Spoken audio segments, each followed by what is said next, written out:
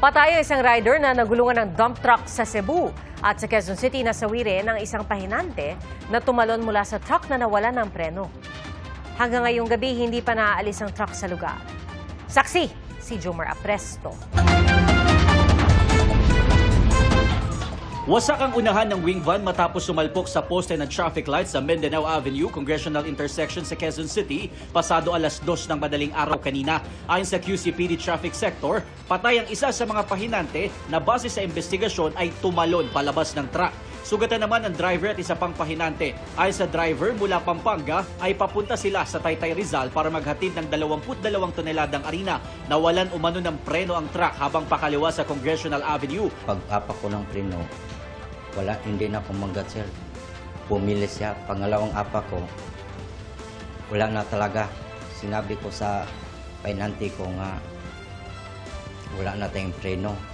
Hindi ko na napansin, sir, na tumalon pala siya.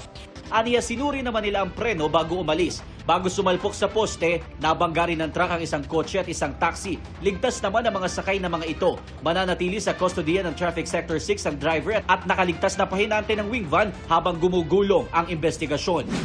Sa Mandaue City sa Cebu, sumemplang ang isang rider habang nag-overtake sa truck. Pumailalim at nagulungan ng rider. Accident ko siya, overtake siya sa dump truck. Nga, murag ni sana siya o brake, nagkalitong glide yung motor, nagdagan ang dump truck, balik siya dito ang iyang. Ayon sa pamunuan ng barangay, accident-prone ang lugar dahil sa ani ay madulas na kalsada. Pakiusap niya sa DPWH, ang klase sa iyang siminto padagmukon, akong pan-overlihan o espalto, kay para ma-minimize kayong anang panahon nga kanumunuan, sa kalsada. Nasa kustodiya na ng pulisya ang truck driver at hinihintay na lang kung magsasampa ng kaso ang pamilya ng nasawing rider. No, wala ka. Naalis na ang 40 talampakang container matapos mahulog mula sa 10-wheeler sa Maria Lorenzo Lobregat Highway sa Giwan, Zamboanga City kahapon. Ayon sa truck driver, pabalik sila sa town proper matapos mag-unload ng laman ng container. Pero aksidente umano itong sumabit sa kable ng telco kaya nahulog. Wala ka. Wala namang nasaktan.